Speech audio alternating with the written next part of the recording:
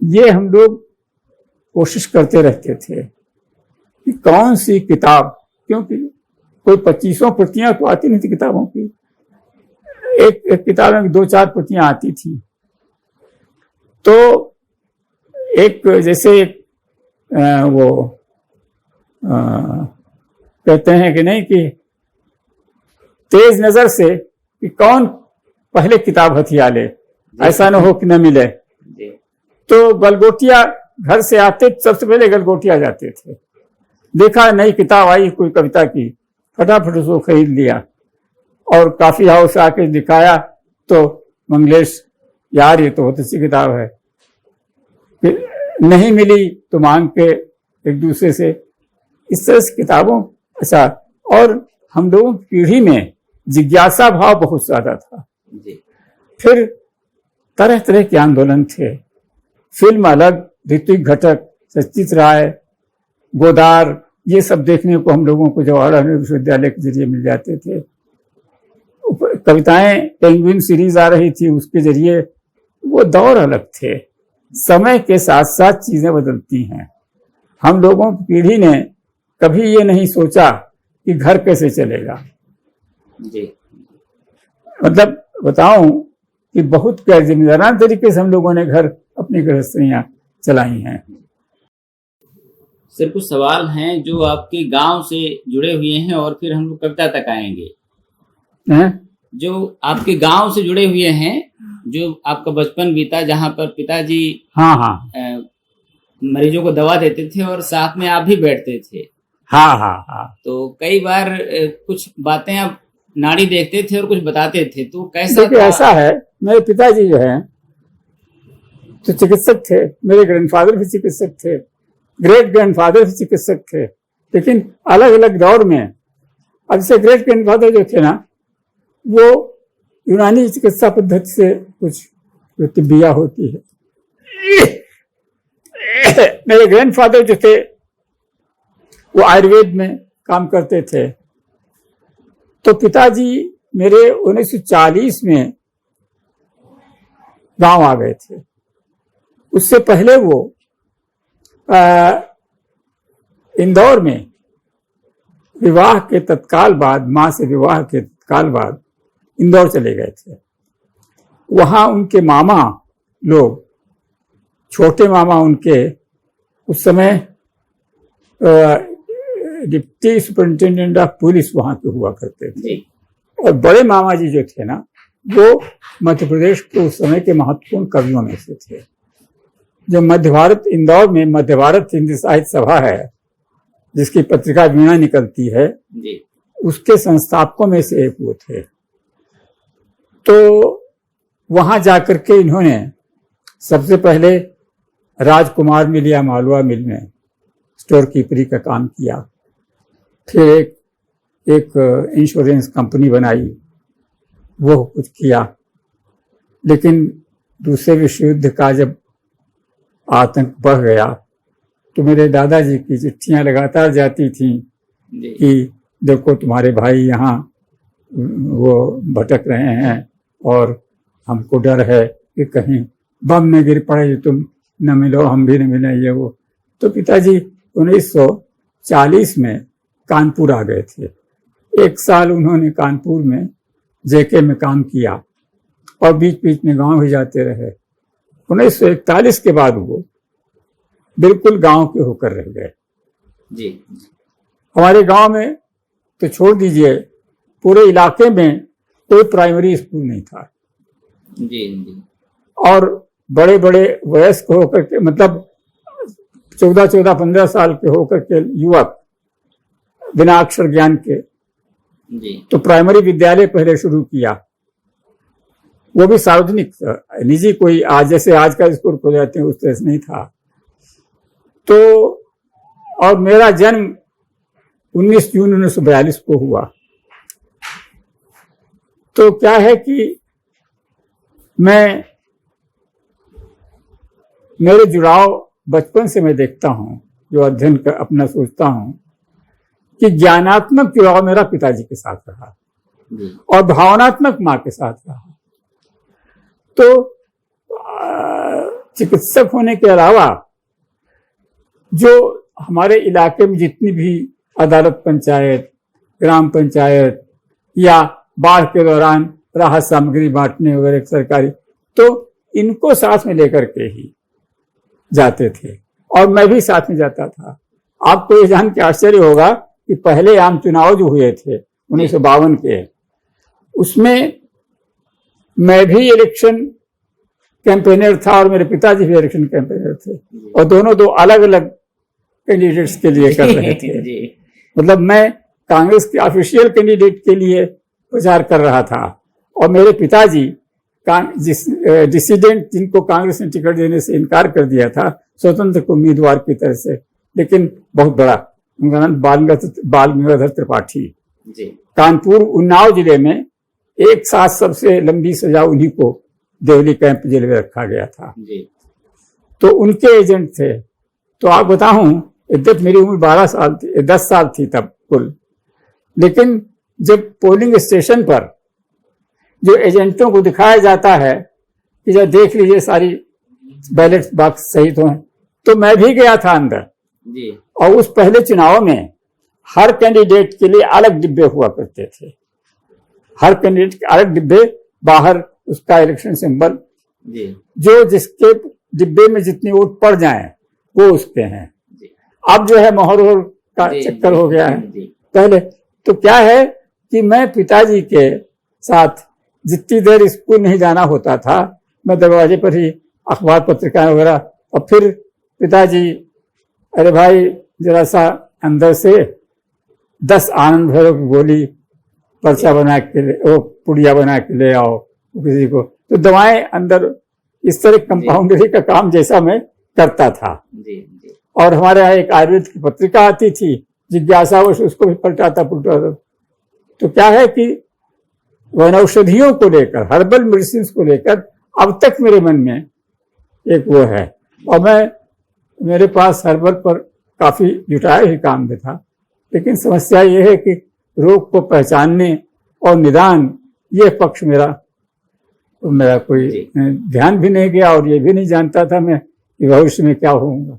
जी ये था। ये 1857 के एक क्रांतिकारी थे कस्तूरी सिंह, हैं? 1857 के क्रांतिकारी थे कस्तूरी सिंह। हाँ, कस्तूरी सिंह, ये हमारे इलाके के थे जी। क्या उनके बारे में आपके पास याद? हाँ, देखिए ऐसा है कि गंगा पार करने के बाद जी, अब वो मैं भूल गया हूँ, शिवराजपुरिया स्टेशन, वो गंगा का उधर का शिवराजपुरिया, क्या गंगा पार करके इधर आने पर एक गांव पड़ता था झूलूमऊ जी। झूलूमऊ में ज्यादातर राजपूत या ठाकुर लोग ही रहते थे, छोटा कस्बा था। बस्ती से बाहर पश्चिम की तरफ वहां एक मंदिर था, फूलमती देवी का मंदिर जी। वहां हर वर्ष चैत्र पूर्णिमा को 2 दिनों का मेला लगता था, रात में नौटंकियां होती थी, और नौटंकी की क्रेज मुझे वहीं से हुई जी। और बताऊं कि कानपुरी नौटंकी में एक बड़ा नाम हुआ है त्रिमोहन लाल का जी, और गुलाब बाई उनकी हीरोइन थी। तो सब हर वर्ष पहला तमाशा वो वहीं करते थे, और उसकी किताबें छपती थी, मतलब नौटंकी की स्क्रिप्ट जो छपती थी उस पर होता था फूलमती देवी नमः जी। और इतनी लोकप्रिय थी गुलाब बाई उस जमाने में कि अगर आप गौर से पढ़ें फणिनाथ की कहानी तीसरी कसम, तो उसमें जो मथुरा मोहन, कानपुर की मथुरा मोहन कंपनी की हीरोइन हीराबाई, तो मतलब काफी, तो क्या है कि वहां कस्तूरी सिंह की गढ़ी थी जी। और कस्तूरी सिंह की उम्र का अंदाजा इसी से लगा सकते हैं कि तब तक वो विवाहित थे, विवाह नहीं हुआ था, माँ थी और वो थे। अच्छा, वो पूरा इलाका 1857 के उसमें 2 लोगों के, एक तो बिठूर मीनाना साहब जी, और दूसरे अवध में हजरत महल का वो था, तो सब उनसे जुड़े हुए थे। छोटे छोटे बहुत सारे जागीरदार जमींदार लोग सरकार के विरोध में आए। एक तो कस्तूरी सिंह का तो नाम मैंने कहीं लिखित दस्तावेजों में दर्ज देखा नहीं है। उनके बारे में पुराने लोग किस्सा बताया करते थे। जब फूलमती देवी के मेले में हम लोग जाएं रात में, तो जो सज्जन गाड़ीवान बुलाकी बाबा जो थे, उनसे मैं जैसे उस बरगद के पेड़ के नीचे से गुजरूं, तो मैं उनसे कहूं कि बाबा ये बरगद के पेड़ में क्या हुआ था, तो हर बार वो यही। तो कस्तूरी सिंह बताते हैं कि रोज रात में फूलमती देवी में आराधना करने जाते थे और सुरंग के रास्ते से अपनी वापस आते थे। तो क्या उनका रोल था ये तो मुझे जानकारी नहीं है, लेकिन एक बार अंग्रेजों ने उनके हवेली को घेर लिया। तो माँ और कस्तूरी सिंह दोनों ऊपर से उनका मुकाबला करते रहे। अंत में इनके पास एम्यूनिशन खत्म हो गया होगा, तब अंग्रेजों ने अंदर जाके उनके सर काट के उस बरगद के पेड़ पर टांग दिया था, लोगों में दहशत पैदा करने के लिए। ये किस्सा मुझे बताया जाता था। और पास में ही एक और था जाजा मऊ, वहाँ के राजा जसा सिंह थे। वो भी अंग्रेजों के खिलाफ लड़े थे, लेकिन जब वो हार अपनी देखी तो वो पालकी में छिप करके गायब हो गए थे। बाद में बताते हैं उनको भी फांसी दी गई थी बांगरमऊ के पास, जहाँ उनका वो है। तो ये सब तो बहुत सारे ऐसे संदर्भ हैं। शायद इसी से जुड़ा हुआ जो जुड़ाव है बाद में आपको क्रांतिकारियों पर एक लंबे समय तक काम करने के लिए प्रेरित करता रहा है। जैसे शिवकुमार मिश्र जी की आपने जो आत्मकथा थी, हाँ, उसको संपादित किया। आत्मकथा ना जी, हाँ, वो मैंने किया है। असल में क्या है, बचपन से ही, शैशव काल से ही दो ही रुचियां मेरी रही। एक तो साहित्य में कविता, जी, गद्य की तरफ बहुत बाद में आया। और पहली कविता मैंने 1952 या 53 में लिखी थी किसान पर। उसके पहले मैं कविताएं पढ़ा करता था, भारत भारती, मैसेज गुप्त की, यशोधरा की कविताएं और प्रिप्रवास बगैर समझे पढ़ा करता था। उसी जमाने में मुझे मधुशाला भी बच्चन जी की देखने को मिल गई थी, वो भी मैं। तो कविता जो है वहां से मेरे साथ कविता के वो जो, लेकिन एक और बताऊं कि मेरी बुआ सबसे छोटी बुआ जो थी, भावनात्मक तौर पर मेरी मित्र या सहेली की तरह से वो थी। वो मुझसे 4-5 वर्ष बड़ी थी और उनका 1949 में विवाह हुआ था। तो जो हमारे फूफा जी थे ना, वो प्रताप प्रेस में प्रूफ रीडिंग करते थे। तो जब वो पहली बार विवाह के बाद गांव गई, तो उनके बक्से में किताब थी काकोरी के दिल जले। वो रामदुलारी त्रिवेदी की लिखी हुई थी 1939 में, और खुद उन्होंने छापी थी और सरकार ने प्रतिबंधित कर दिया था। तो उनके पास घरे अपनी प्रतियां रह गई होंगी, तो वो एक हमारे फूफा जी को मिल गई थी। तो वो पढ़ते हुए बुआ गांव ले गई। उससे पहली बार मेरे मन में भावनात्मक वो हुआ, लेकिन तब तक यह ज्ञान नहीं पैदा हुआ था कि आखिर इन लोगों को फांसी क्यों दी गई। अंग्रेजों वाला और अंग्रेज और राष्ट्रीय सरकार के बीच का फर्क जो है ना, तब तक मेरी समझ नहीं आया था। फिर हमारे फूफा जी जब भी कानपुर गांव जाते थे तो कुछ किताबें ले जाते थे। एक बार वो ले गए सशस्त्र क्रांतिकारी आंदोलन का रोमांचक इतिहास मनमथनाथ गुप्त की, वो भी सब। तो भावनात्मक जुड़ाव क्रांतिकारियों के साथ और एक मेरे मन में जुड़ गया था। लेकिन था क्या, मैं उन्नाव जब पढ़ने आया तो मेरे लोकल गार्जियन जो बने वो कांग्रेस के रेडिकल नेताओं में मान जाते थे, विश्वनाथ त्रिपाठी। और उन्हीं के मैं पढ़ने के लिए कांग्रेस आश्रम था एक, जो 1930 में खरीदा गया था, जिसमें जिले भर के लोग जो आए तो कचहरी उचहरी काम हो तो रात में यहाँ रुक सकते हैं। वहीं मुझे कमरा मिल गया। तो पत्रकारिता की तरफ रुझान वहीं से पैदा हुआ। वहां से जागृत नाम का एक अखबार निकलता था जो कांग्रेस का नहीं था, लेकिन नीतियां कांग्रेस की थी। तो उसमें 1956 की बात है, गांधी जयंती विशेषांक में मेरी पहली कविता गांधी पर प्रकाशित पहली रचना मेरी वही है, और वो मुक्त छंद में थी, छंद में नहीं मुक्त छंद में थी। तो इस तरह से, लेकिन एक बात यह है, सब कुछ के बावजूद क्रांतिकारियों पर लिखने की का अंदर से कोई प्रेरणा मिली हो, ऐसा बहुत बाद में हुआ। बहुत बाद में हुआ। शिव कुमार जी उस समय उन्नाव में कम्युनिस्ट पार्टी के एक क्षेत्र नेता थे, लेकिन त्रिपाठी जी कांग्रेस के थे और मैं कांग्रेस की तरफ से गया था।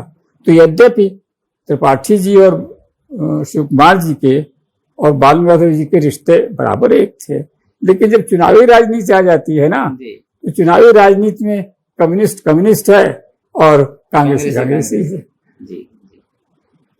तो शिव कुमार जी से मेरा आमना सामना तो यहाँ आने के बाद ही मुझे पता चला कितने बड़े व्यक्ति हैं। वो चारू मजूमदार के बाद सेकंड वो थे, जो आपने आत्मकथा पढ़ी होगी तो आपको पता होगा। तब जब शिव कुमार जी जेल से छूट कर आए तो मैं कानपुर जाकर उनसे मिला था। उसके बाद वो मित्रता, वो जब दिल्ली आते थे तो मेरे यहाँ रुकते थे। तो उन्होंने ही मुझे ये 10-12 कापियां दी, कहा कि सलील जी ये मेरे राजनीतिक जीवन का वो संस्मरण है, इनको आप पढ़िएगा और ये भूल जाइए कि इनको क्या करना है। पढ़िए, पढ़ने के बाद अगर आपको लगे कि ये रद्दी की टोकरी में डाले जाने हैं तो रद्दी की टोकरी में डाल दीजिए, और अगर कुछ लगे तो कुछ आप कुछ कर सकते हो तो वो देखिएगा। तो मैंने पढ़ी तो वो, लेकिन कई मेरे सामने संकट थे। एक संकट तो ये था कि वो स्कूली नोटबुक के दोनों तरफ लिखे थे, हाशिया भी नहीं छूटा था कि अगर उसमें कुछ संशोधन करना हो या संपादन करना हो। दूसरी जो बुनियादी समस्या थी वो ये थी कि जेल से आने के बाद उन्होंने अंत जहां किया था वो निराशाजनक था। उन्होंने कहा कि मैंने जो अपने मन का संशय अपनी प्राणों से प्यारी पार्टी से भी छिपाए रखा, जेल से बाहर आने के बाद मुझे लगातार ये लगा कि कोई एक पराशक्ति भी है जो चीजों को संचालित करती है। ये मेरे लिए बड़ा, उस समय 90 में सोवियत संघ का विभाजन हो चुका था। बड़े हौसले 56 इंची लोगों के थे जो कम्युनिस्ट विरोधी थे। तो मुझे समझ नहीं आ रहा था कि हम इसको इस समय कैसे वो कुछ करें। उस बारे में मैंने हरकिशन सुरजीत से भी सलाह की, विनोद मिश्र से सलाह की। सब लोगों का कहना यह था कि देखिए, एक लंबे अरसे तक राजनीतिक जीवन जीने वाला आदमी अगर उसने कुछ लिखा है तो अंडर टोन तो कर, डाउन टोन तो कर दीजिए, लेकिन छिपाइए मत या रोकिए मत। तो मैंने मन बना भी लिया था, लेकिन सबसे बड़ी बाधा यही आती थी कि भाई इसकी प्रेस कॉपी कैसे बनाई जाए और फिर किसी प्रकाशक को देंगे तो 500-400 रुपए कीमत रखेगा, लाइब्रेरीज में चली जाएंगी, पैसा वैसा ना हमको मिलेगा ना शिव कुमार जी को मिलेगा। संयोग से एक दिन फिलहाल के कृष्ण चैतन्य से मुलाकात, फिलहाल पत्रिका तो आप जानते होंगे ना, कृष्ण चैतन्य से मुलाकात हो गई। तो हमने उनके सामने ये संकट रखा, तो उन्होंने कहा आप ऐसा करिए कि 2-2 कॉपी हमें देते जाइए, हम उसकी फोटो सेटिंग करवा के आपको इनलार्ज प्रूफ भेजते रहेंगे। उसको आप जो भी एडिट करना हो, प्रूफ रीडिंग करना हो, वो करके आप में आपसे करेक्ट कर लिए जाएंगे, और हम पहले तो फिलहाल में धारावाहिक रूप से छापेंगे, बाद में किताब की शक्ल में छापेंगे। तो इस तरह से वो शुरुआत हुई। अंतिम किस्त का जो नंबर आया तब मैंने ये बात तय हुई कि एक बार इसको शिव कुमार जी को और दिखा लिया जाए, क्योंकि 10 साल हो गए लिखे हुए, अगर इसमें कुछ जोड़ घटाना करना चाहें तो मैंने वो शिव कुमार जी से मिलने गया। मेरे साथ जेपी दीक्षित भी थे, जो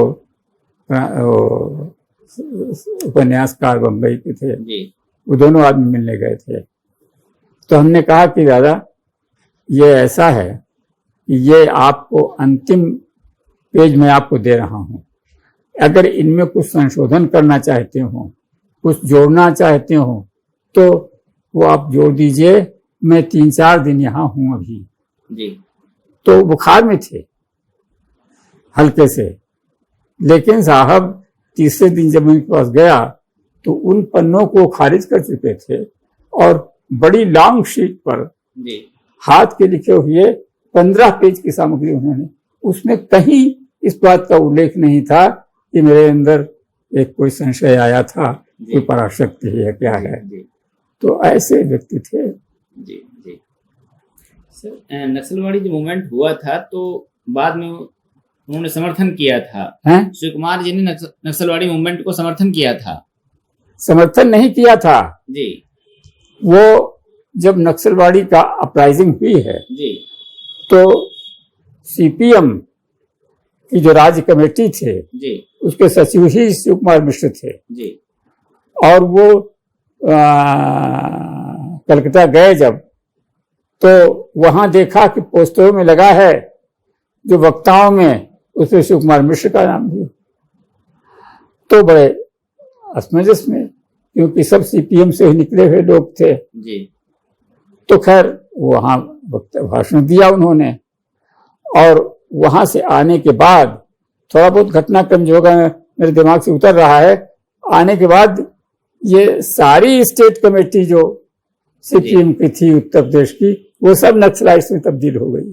जी जी। कुछ दिनों तक तो यूपी में सीपीएम का कोई यूनिट रहा ही नहीं जी। बाद में शंकर दयाल तिवारी या क्या बने थे। तो और आपने तो आत्मकथा पढ़ी है, वो उन रेयर व्यक्तियों में थे जिन्होंने चारू मजूमदार के साथ कश्मीर तक की यात्रा की थी। जी जी। लेकिन बड़े सहज और सरल व्यक्ति थे। जी। उन्होंने कहा कि देखिए पर्सनल एनिहिलेशन की जो लाइन आई थी मैं इसका समर्थक नहीं था जी। अंदर से मैं समर्थन नहीं करता था, मुझे लगता था इससे हम मासेज से दूर जाएंगे, पास नहीं आएंगे।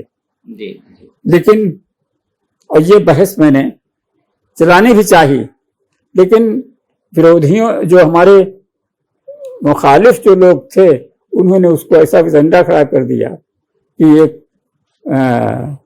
चारों फैक्शन अलग हो गए और क्या कई संगठन बन गए बीच में। तो ये था। जी सर, आपके बचपन में एक आपके यहाँ पर एक स्वामी जी आते थे, हाँ? गरिया स्वामी जी आपके हाँ, में आते थे। ये पहले हमारे बचपन की बात है जी। तो जब मैं बचपन से ही बीमार रहा हूँ। जी। माँ बताती हैं कि मेरे हाथ पैर टेढ़े हो जाते थे, अकड़ जाते थे, ठंड हो जाती और बेहोश हो जाता था। पिताजी ने भी काफी इलाज किया, कोई इलाज नहीं हुआ। कुछ लोग झाड़ फूक करने वाले आते थे अपने आप, वैद्य जी के बेटे का, तो वो कुछ नहीं हुआ।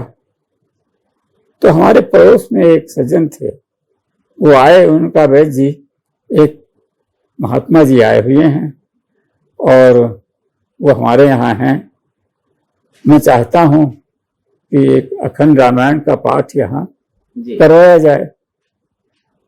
तो बाबू ने उनसे कहा, भाई मेरा मन इस समय स्थिर नहीं है, लेकिन उनको यहाँ लाओ। तो आए तो पिताजी ने बताया कि ऐसी पूरे ऐसा है कि उसकी चिंता छोड़ दो और रामचरितमानस का पाठ शुरू कराओ और उसकी माँ को भी श्रोता बनाओ और बस वो बीच बीच में देख लिया करे, दूध पिला दिया करे, ये वो।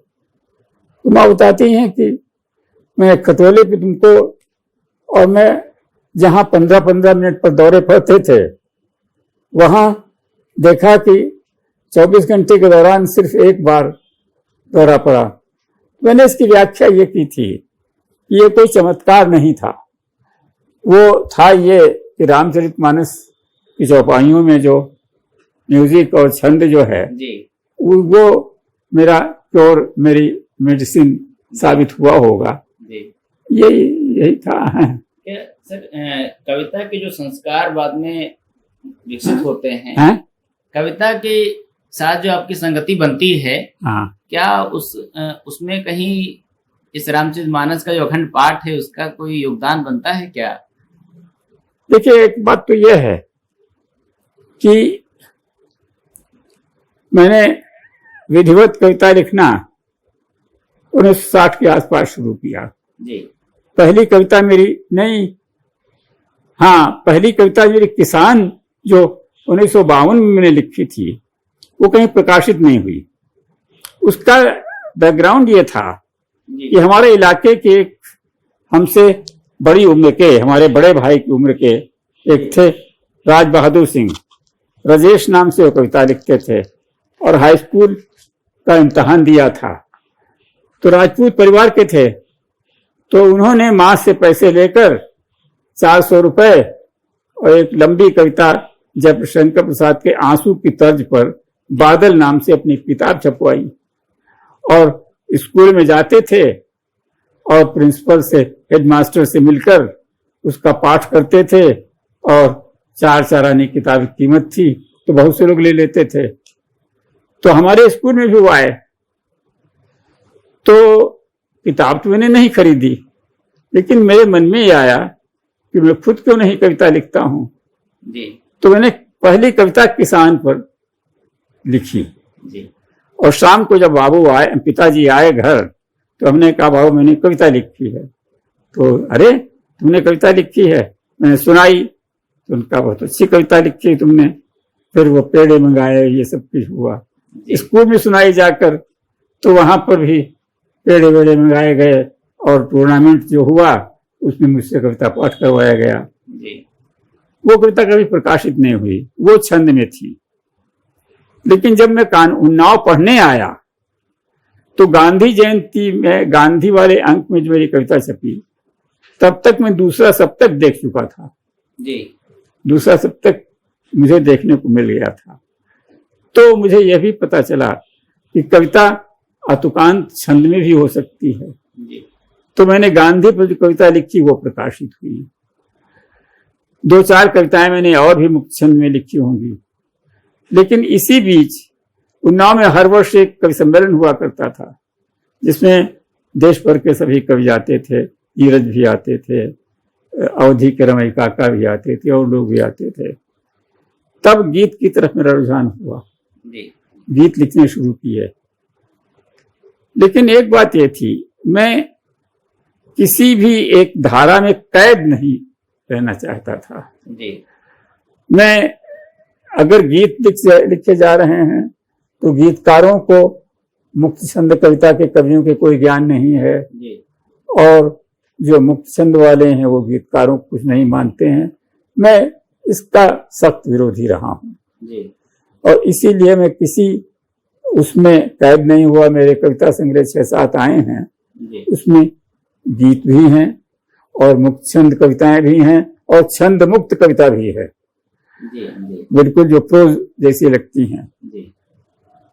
और इधर मेरे 2 गजलों के संग्रह भी आए हैं। तो हर बार मैंने यही लिखा है कि मैं शिल्प के मामले में मेरा मानना है कि जो आपका कथ्य है उससे अपने आप ये तय हो जाता है कि किस शिल्प में ये बंधेगी। जबरदस्ती आप शिल्प के साथ करेंगे तो नकली और बनावटी कविता होगी। जी। ये रहा है।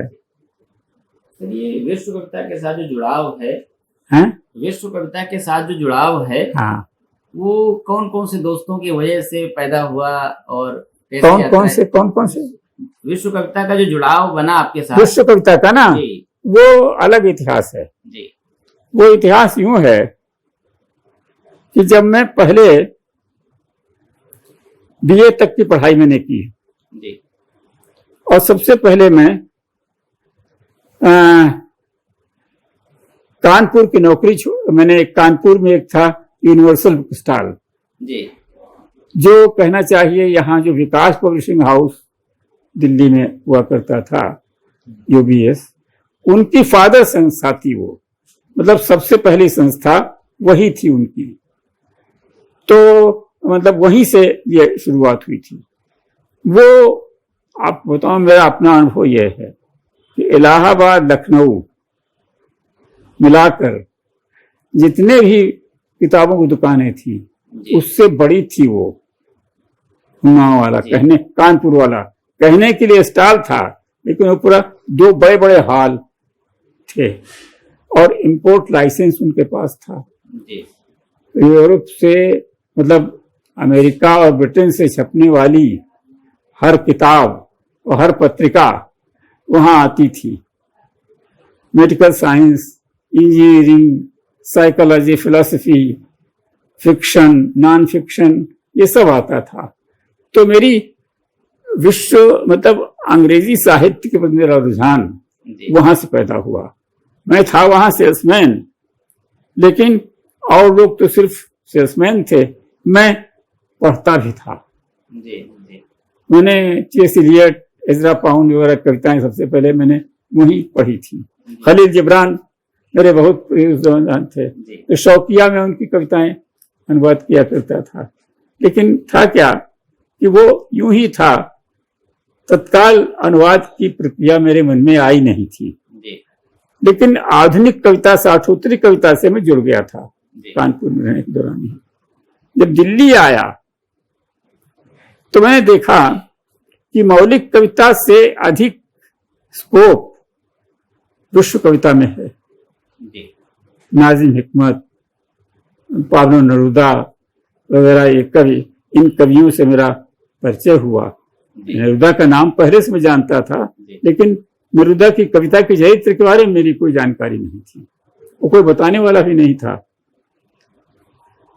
तो सबसे पहले तो मैंने नाजिम हिकमत की एक कविता का अनुवाद किया था, मुझे इस गड्ढे में फेंके जाने की वक्त से लेकर अब तक।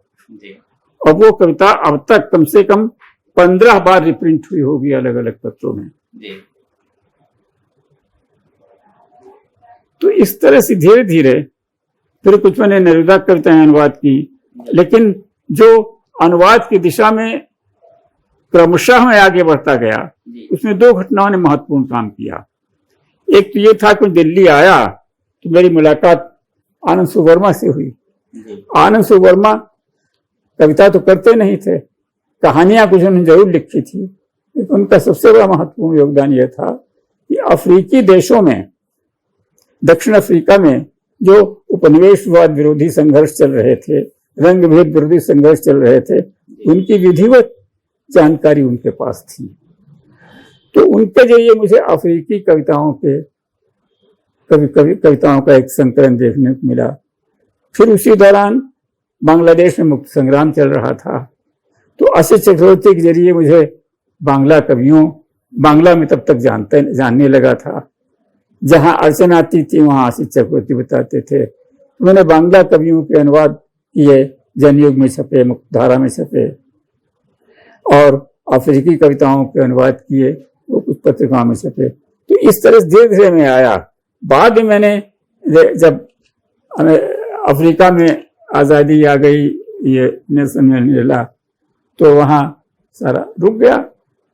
यही बांग्लादेश में युद्ध के बाद एक आध कवि शमसुर रहमान और अल महमूद वगैरह कविताएं बात करता रहा, लेकिन उसके बाद में धीरे धीरे एक क्यूरियोसिटी मेरे अंदर थी।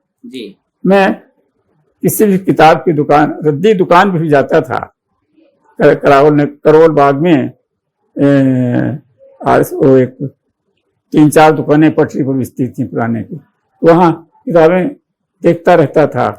लाल किले के पास थी, वहां देखता रहता था। इसके अलावा हम लोग कर्नाट प्लेस में बैठते थे, कॉफी हाउस में, तो गलगोटिया एंड सन्स में किताबें आती ही थी नई नई। पेंगुइन सीरीज में किताबें बहुत आती थी, वो सब धीरे धीरे पैसे जुटा के खरीद लिया करता था, जी धीरे धीरे पढ़ता रहता था। जब जो कविता अच्छी लगती उसका अनुवाद, तो ये इस तरह से ये जी। हुआ। विश्व कविताओं में जैसे प्रेम कविताएं खूब आपने अनुवादित की हैं। हाँ, विश्व कविताओं में जो प्रेम को लेकर लिखी हुई कविताएं हैं। देखिए ऐसा है, ये चक्कर हमारा नहीं है, जी ये प्रकाशकों का चक्कर है। जी जी ये प्रेम पाब्लो नेरुदा को जरूर 20 love poems and song of despair है, लेकिन उसमें आपने देखा होगा 2 अनुवादक हैं। जी मधु शर्मा ने ये प्रेम कविताओं वाली की थी, एक कैप्टन्स वर्सेस की कविताएं मैंने अनुवाद की थी, लेकिन थी वो भी प्रेम कविताओं के ही। उन्होंने एक जो विवाह बाद में किया तो उसकी कविताएं, और वो 2 संस्करण बिला नाम के छपे थे, नेरुदा का नाम नहीं छपा था। नेरुदा को डर था कि वो मेरी पूर्व पत्नी जो है पहले की, वो उसको झटका लगेगा, दुख होगा, तो वो तो प्रेम कविता मान लीजिए। लेकिन जैसे नाज़िम हिकमत प्रेम कविताएं, वो इसलिए था कि नाज़िम हिकमत की कविताओं का एक अनुवाद ऑलरेडी देखेंगे उजले दिन नाम से मेरा मेधा से आ चुका था, तो उससे कुछ अलग करने के लिए प्रेम कविताएं नाम दे दिया था। बाकी नजरुल तो बहुत, ये नाज़िम हिकमत तो बहुत अलग तरह का बड़ा कवि है। वो मुझे नेरुदा वगैरह सबसे ज्यादा पसंद है। जी जी। लेकिन सर एक बात है कि जो उनकी प्रेम कविताएं हैं, वो उसमें प्रेम का रूप एकदम अलग है। किसके यहाँ? नाज़िम हिकमत के यहाँ। नाज़िम हिकमत तो बिल्कुल अलग तरह, कवि ही अलग है जी। वो जो है ना, एक तो क्या है कि एक फर्क आपको ये देखते, नाज़िम को तुर्की में कविता लिखते थे जी। तुर्की, पर्शियन, अरेबिक, उर्दू, ये जो एक गोत्र बनता है जी। इसमें कविता का रूप लिरिकल होता ही होता है जी। और जो गजल का जो फॉर्म है वो है ही प्रेम से निकला हुआ जी। तो नाज़िम का मामला तो बिल्कुल अलग है। उनकी शायरी, उनकी कविता का अच्छा अनुवाद तब तक किया ही नहीं जा सकता जब तक आप उर्दू शायरी के बहुत नजदीक न हो। आप बताऊं, मैं नाज़िम का पहला अनुवादक हिंदी में नहीं हूं। जी जी। मुझसे पहले चंदवली सिंह ने उनकी कुछ कविताएं अनुवाद की थी। उनको पढ़कर लगता ही नहीं कि नाज़िम की कविताएं, उनका शिल्प तो ऐसे जैसे नई कविता में जिस तरह किया जाता है उस तरह की कविताएं हैं। उनसे नाज़िम हिकमत को आप एंजॉय ही नहीं कर सकते हैं। तो वो जो ये तुर्की, अरबी, पर्शियन में जो लिरिकल और प्रेम का जो रूप है ना, वो नाज़िम के यहाँ है। जी जी। आपने जी इस नाम से जो आपने किया मध्यवर्ग का शोक गीत, हाँ, ये तो दूसरा ब्रेख्त का स्कूल है, ब्रेख्टियन स्कूल है ये। ब्रेख्त के उत्तराधिकारी कह सकते हैं या को हांस मार्कुस एंसेंसबर्गर ही हैं। जी जी। इनका एक संग्रह आया था पेंगुइन में जी, जिसका नाम ही था poems for those who do not read poetry, इस तरह कुछ नाम उसका था। फिर तो उसकी कुछ कविताएं मंगलेश जबराल ने अनुवाद की थी पहले और उसने में छपी थी। फिर इसके बाद क्या हुआ कि एंसेंसबर्गर की एक पूरी किताब मोटी सी अशोक वाजपेयी लाए थे खरीद कर, तो उनसे मैं लाया, उसको मैंने पढ़ा, भूमिका पढ़ी, तो मैंने देखा कि एंसेंसबर्गर तो ब्रेख्टियन लाइन के ही कवि हैं। तो हमने पहला ये अनुवाद, मेरी पुस्तक शायद यही आई थी और ये कात्यायनी एंड को ने छापा था इसको। हाँ। एक और इसी से जुड़ा सवाल है कि जैसे कुछ कवि हैं विश्व कविता के जिन्होंने अपनी कविताओं को खुद अनुवाद किया है। हाँ, किया है जी, जैसे लोरका ने किया है। लोरका ने भी अपनी कविताओं का अनुवाद खुद किया, इंग्लिश में किया, बाद में वो हिंदी में आई। लोरका ने? जी, आपने मैंने भूमिका में मैंने देखा हुआ है जहाँ तक मुझे याद आता है जी, अपने अनुवाद लोरका ने खुद नहीं किया। नहीं सर, मैं गलत हूँ, ये एंसबर्गर की बात है। हाँ, एंसबर्गर ने अपना अनुवाद खुद किया। तो उन कविताओं से गुजरते हुए देखिए, एक बात यह है ना कि जर्मन और अंग्रेजी जी यूरोपियन भाषाएं हैं, और आप बताऊं इटालियन, जर्मन, इंग्लिश, स्पेनिश, ये एक गोत्र बनता है भाषाओं का। फ्रेंच अलग जाती है, फ्रेंच का अलग मामला है, स्पेनिश का भी अलग है, लेकिन ये जर्मन और ब्रिटिश अंग्रेजी के बीच एक नेचरगत साम्यता बनती है, तो मुश्किल नहीं जाती है। जी सर, ये दो सवाल दिल्ली के उस पर हैं और दोस्तों के बारे में आपके हैं। हाँ? कुछ सवाल सर दिल्ली के बारे में हैं। हाँ। और आपके दोस्तों के बारे में। हाँ। जी, तो जब आप दिल्ली आए थे तो कौन कौन से दोस्त थे जिनसे मतलब काफी घुलावट मिलावट थी? सबसे पहले मैं दिल्ली प्रेस में दिल्ली आया तो मुझे पहली नौकरी मिली दिल्ली प्रेस में जी, जहाँ सरिता निकलती, तो वहां सबसे पहले तो आनंद वर्मा से मेरा जी। वैसे और वो थे, अरे अधीर जी क्या पूरा नाम था, वो गीतकार थे पहले जी, नाम भूल रहा हूँ, अधीर जी थे वो जी। लेकिन आनंद वर्मा कहानीकार थे। इनसे पहली मुलाकात मेरी लखनऊ में हजरतगंज में हो चुकी थी, काफी हाउस में, लेकिन वो बस मुलाकात कैजुअल थी। मेरा परिचय कराया गया, उनका परिचय मुझे कराया गया।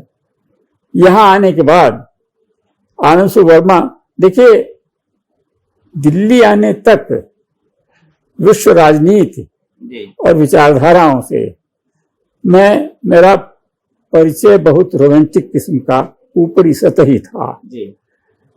मार्क्सवाद को मैं नेगेट नहीं करता था, लेकिन उसकी अंतर आत्मा तक, स्पिरिट तक पहुंच नहीं पाता था।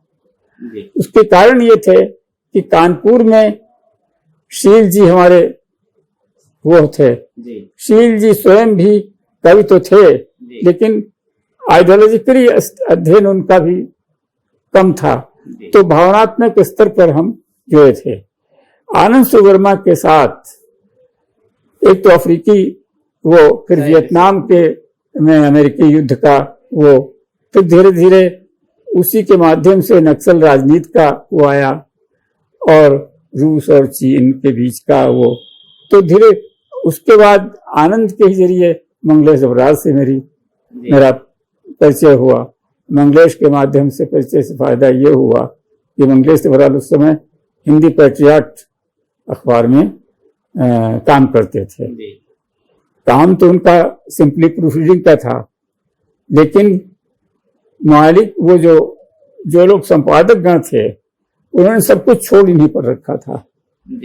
तो फ्रीलांसिंग मैं, अजय सिंह, विष्णु शर्मा, ये सब पैट्रियट से ही करते थे। तो बाद में मैंने देखा कि एक दौर ऐसा था कि लोग अपने मन के संशय को भी अंदर छिपा के रखते थे, उसको विचारधारा को लेकर। ऊपर से तो मंगलेश वगैरह जो है ना, मार्क्सवाद को नेगेट भी नहीं कर पाते थे, लेकिन स्वीकार करने का भी ये था कि कहीं न कहीं किंतु परंतु कहता था। लेकिन कुल मिलाकर हम लोगों का ने सचमुच काम किया, और वही काम अब तक आ रहा है। बाकी जनवादी लेखक संघ और प्रगतिशील वगैरह सबकी हकीकत सामने आ चुकी है, जन संस्कृत मंच की भी आ चुकी है। अब तो बस ऐसे ही है। सर, दिल्ली का माहौल उस समय कैसा था, और आज तो दिल्ली काफी बदल चुकी है, तो क्या? देखिए, वो दौर है, अलग अलग पीढ़ियां होती हैं। हम लोगों की पीढ़ी जो थी ना, अगर ये हम लोग कोशिश करते रहते थे कि कौन सी किताब, क्योंकि कोई 25 प्रतियां तो आती नहीं थी किताबों की, एक किताब में 2-4 प्रतियां आती थी। तो एक जैसे वो कहते हैं कि नहीं कि तेज नजर से कि कौन पहले किताब हथिया ले, ऐसा न हो कि न मिले। तो गलगोटिया घर से आते सबसे पहले गलगोटिया जाते थे, देखा नई किताब आई कोई कविता की, फटाफट उसको खरीद लिया और काफी हाउस आके दिखाया तो मंगलेश यार ये तो बहुत अच्छी किताब है। फिर नहीं मिली तो मांग के एक दूसरे से, इस तरह से किताबों। अच्छा, और हम लोगों की पीढ़ी में जिज्ञासा भाव बहुत ज्यादा था। फिर तरह तरह के आंदोलन थे, फिल्म अलग, ऋत्विक घटक, सचित राय, गोदार, ये सब देखने को हम लोगों को जवाहरलाल विश्वविद्यालय के जरिए मिल जाते थे। कविताएं पेंगुइन सीरीज आ रही थी, उसके जरिए। वो दौर अलग थे। समय के साथ साथ चीजें बदलती हैं। हम लोगों की पीढ़ी ने कभी ये नहीं सोचा कि घर कैसे चलेगा। जी। मतलब बताऊं कि बहुत गैर जिम्मेदाराना तरीके से हम लोगों ने घर अपनी गृहस्थियां चलाई हैं, इसलिए कि एक सनक सवार थी।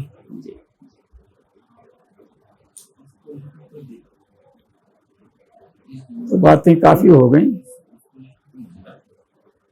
इसको लेकर कोई मन में कोई गिला तो है, इसको लेकर कोई मन में गिला है काहे को? आज को लेकर जो जिज्ञासा। देखिए, गिला की बात जहां तक है, मैंने एक गजल में एक शेर कहा है जी, कभी दुनिया बदल रहे थे हम, आज दुनिया बदल रही हमको।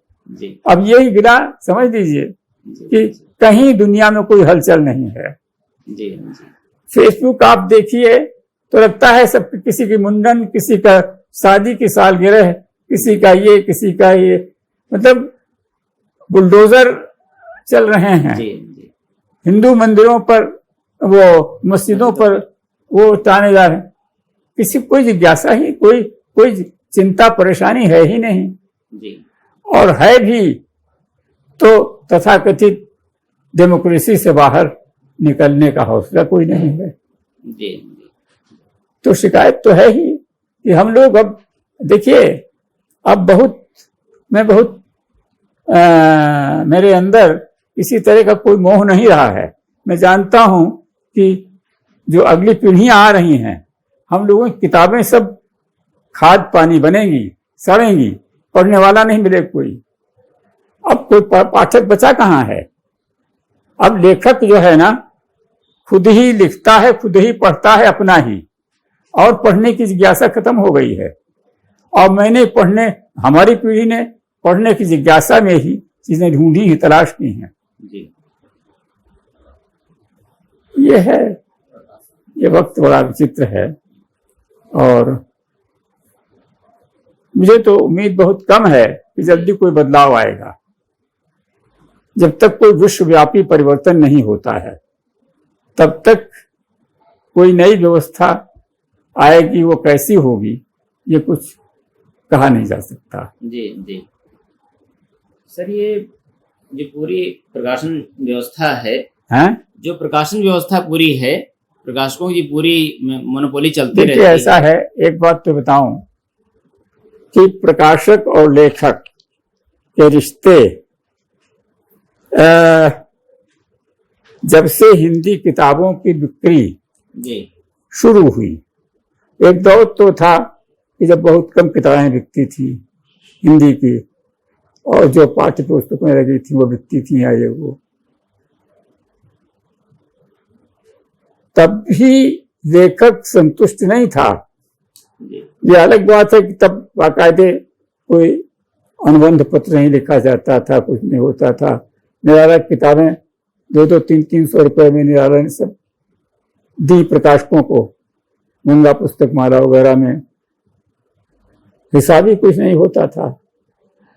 अब क्या है कि प्रकाशक बाकायदा ये भी दिखाता है कि हम बड़े सिस्टमेटिक हैं, अनुबंध पत्र ये सब वो लेकिन पैसा कुछ नहीं मिलता है। जी और दूसरी बात एक और है कि तब लेखक को एक संतोष रहता था कि उसकी किताब पाठकों तक पहुंच रही है। अब लेखक सोचता है कि प्रकाशक तो किताब छाप करके जी बना लेगा, लेकिन उसकी किताब पाठक तक पहुंचेगी नहीं। जी ये संतोष तो हैं जी और ये रहेंगे, क्योंकि ये दौर ही ऐसा है। पेंगुइन की प्रोपरशिप बदल गई, पेंगुइन का चरित्र बदल गया। फेबर जो टी.एस. इलियट की किताबें छापते थे वो भी सब, मतलब सिर्फ यही दिल्ली में मोनोपोली नहीं है कि राजकमल ने ये खरीद लिया, वो खरीद लिया, वो खरीद लिया, या वाणी ने खरीद लिया। दुनिया के स्तर पर ऐसे मोनोपोलिस्ट आ रहे हैं जो सारा कुछ खरीद कर इकट्ठा कर रहे हैं, चरित्र नष्ट कर रहे हैं उस चीज का। जी जी। आपका कोई व्यक्तिगत अनुभव रहा हो ऐसा? है आपका व्यक्तिगत अनुभव इन सब चीजों को लेकर के क्या? देखिए, ऐसा है, सीधी पहले मैं बता चुका हूं कि जो मैंने किया है उसका रिटर्न कभी नहीं मिला। जी रिटर्न कभी नहीं मिला और कुछ भी नहीं मिला।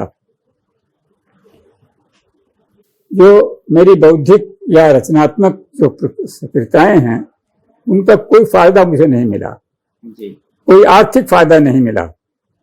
अब ये अलग बात है कि मैंने उर्दू शायरी के किसी शायर का तर्जुमा हिंदी में कर दिया तो उसका पैसा प्रकाशक ने दे दिया, या कोई गजलों पर एंथोलॉजी बना दी तो उसका पैसा, एक मतलब कहना चाहिए इसे ओस चाटे प्यास बुझाने वाला मामला मान लीजिए। बाकी और किसी प्रकाशक से मुझे रॉयल्टी वायल्टी सही समय कोई नहीं। इन पाठकों से सम्मान प्यार मिला आपको? हैं? पाठकों से कैसा रहा अनुभव? ये मैं जानता नहीं, जी ये मुझे जानकारी नहीं है। हाँ, अनुवाद मेरे खूब पढ़े गए, ये मैं अच्छी तरह जानता हूं। और एक और बात है, मेरे कविता संग्रहों पर समीक्षाएं उत्साहवर्धक आई हैं, अच्छी आई हैं। मेरा पहला कविता संग्रह जब आया था तो उस पर रंजना आरगड़े ने जी आलोचनात्मक लेख बहुत बड़ा लिखा था। मुझे जानकारी तो मिली, लेकिन वो लेख देखने को मुझे 10 साल बाद मिला, वो भी अप्रकाशित स्थिति में, जी जब शमशेर जी का निधन हो गया। बाद में वो छपा आर्यकल पत्रिका में बनारस की। तो रंजना आरगड़े कह रही थी कि आप ही की कविता पुस्तक पढ़कर मैंने पहला आलोचनात्मक लेख लिखा था शमशेर जी की प्रेरणा से। फिर मेरा दूसरा कविता संग्रह आया तो उस पर कुंवर जी ने सेल्फ इंस्टीट्यूट से समीक्षा लिखी, जो इंडिया टुडे में छपी थी। जी मेरी परमानंद श्रीवास्तव मेरी हर किताब की समीक्षा करते थे। तो इस तरह से रहा मिला जुला। और दरअसल एक बात यह है ना, सबसे बड़ी चीज ये होती है, अब मैं महसूस करता हूं कि कविता में जब तक वाचिक तत्व न हो, जी जो कि पाठक को कविता को याद कराता है, तब तक पाठक वर्ग बन नहीं पाता है कायदे से। अब अगर जो कविताएं हमने बचपन में तर्ज में लिखी गई याद रखी थी, जी वो आज तक दिमाग में अटकी हुई हैं, लेकिन अपनी कविताएं मैं किताब देखे बिना पढ़ नहीं सकता, जी ये भी एक स्थिति है। जी तो पाठक वर्ग, तो जब से ये आधुनिक कविता का मामला आया है, हम लोग उसके पक्ष में बहुत बातें कह सकते हैं, कहते हैं, जी लेकिन स्थिति यह है कि सामान्य कविता का पाठक तैयार नहीं हुआ। नहीं। सर, ये प्रकाशकों से भले ही मतलब पैसे का सही उन्होंने ब्यौरा नहीं बताया, लेकिन सम्मान दिया है उस तरह से जिस तरह मिलना चाहिए था। ऐसा है कि इस बारे में मैं ज्यादा ये रहा कि जब जिसको काम कराना हुआ प्रकाशक को, तो ऐसे पेश आता रहा जैसे वो मेरा सबसे घनिष्ठ मित्र है जी और वो है, और काम हो जाने के बाद रिश्ते बहुत फॉर्मल रह गए या नहीं रह गए, जी यही है। ये सब तो और इसको लेकर मुझे कोई अफसोस नहीं है।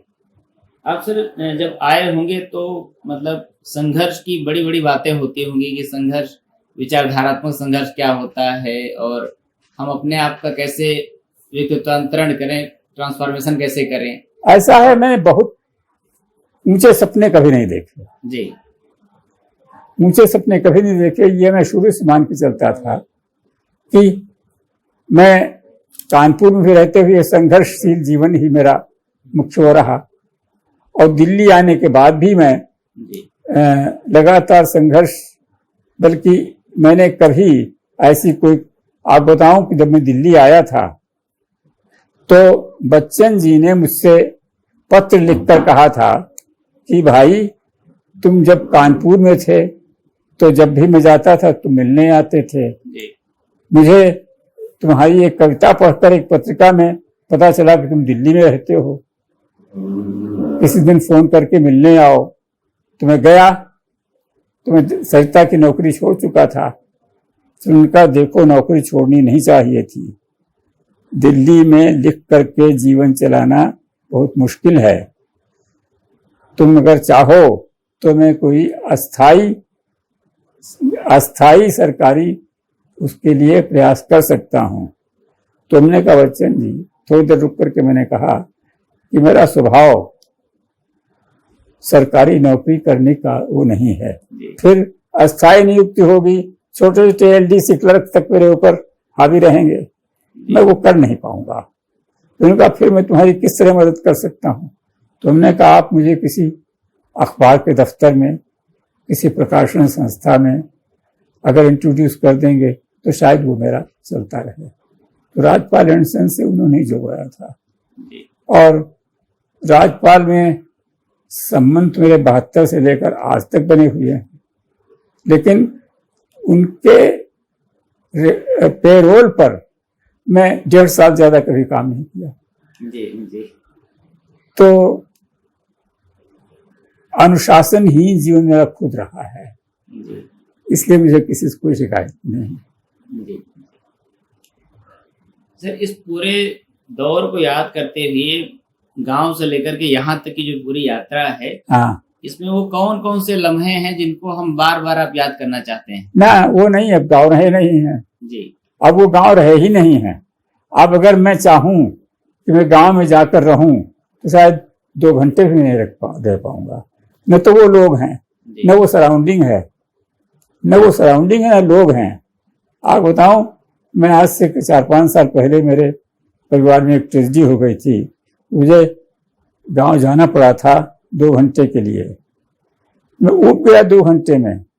न तो तालाबों में पानी है, न पहले आमों के बाग हुआ करते थे गांव जाते हुए, अब झुलसे हुए यूकेलिप्टस के जंगल हैं। तो गांव में क्या जाके करेंगे, न लोग हैं न सराउंडिंग है। अब गांव में आप बताऊं, मेरा भतीजा था जिसकी डेथ अचानक हो गई थी और उसका यज्ञोपवीत हुआ नहीं था।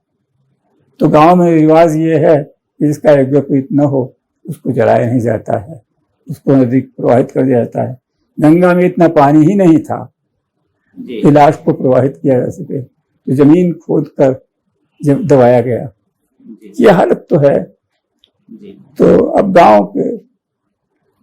गांव में जाने या रहने की इच्छा भी अंदर से नहीं होती। जी। परिवार को लेकर के क्या, परिवार को लेकर के देखिए, परिवार तो क्या है जी। बेटा मेरा वैशाली में रहता है और उसने अपने हिसाब से काफी प्रगति की है, पढ़ा लिखा है, काफी रंगमंच में भी विशेषज्ञता हासिल की है, रंगमंच के संबंधी लेखन में। लेकिन अब इधर तो सब ठप्प है, संस्कृति बिल्कुल ठप्प है। तो वो भी गंभीर रूप से उदास रहते हैं, हताश हैं, ये तो मैं जानता नहीं, जा ही नहीं पाता हूँ। बहू मेरी भी एक पत्रकार, वनिता पत्रिका में थी, वहां से रिटायरमेंट हो गई है। तो अब एक ढांचा बन गया, उसमें चल तो रही हैं चीजें, लेकिन स्विफ्टली चल रही हैं यह नहीं कहा जा सकता। हो गई बात, काफी हो गया। जी, हैं? सर, आपका सर बहुत बहुत धन्यवाद, हम लोगों को हैं? अपने समय दिया। सर आपका बहुत बहुत धन्यवाद, आपने समय दिया, क्योंकि बहुत सारे सवाल थे और हम लोगों को डर लग रहा था कि हम लोग परेशान आपको कर रहे हैं, लेकिन जिस तरह से आपने सहयोग किया है सर, इसके लिए हम। ये जो किताब है नाज़िम हिकमत वाली, जी अब नए गेटअप में आ रही है।